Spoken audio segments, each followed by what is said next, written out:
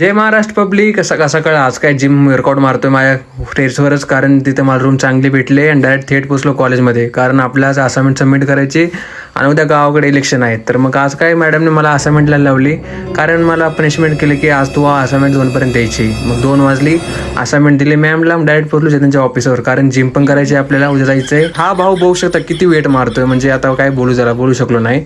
मग आपण काय मारली आज बॅक मारून, जास्त काय थांबू शकलो नाही जिममध्ये, कारण आपल्याला जेवायचं होतं. मग गेलतो विजयच्या घरी, जेवण वगैरे केलं. विजयला म्हणलं आता मला सोड, कारण जायचं आहे आपल्याला गावी साईडला. मग काय यांच्या दोघांची भांडणं बघू शकता, काय विषय ते तुम्ही नक्की कमेंटमध्ये सांगा आता काय झालं असेल.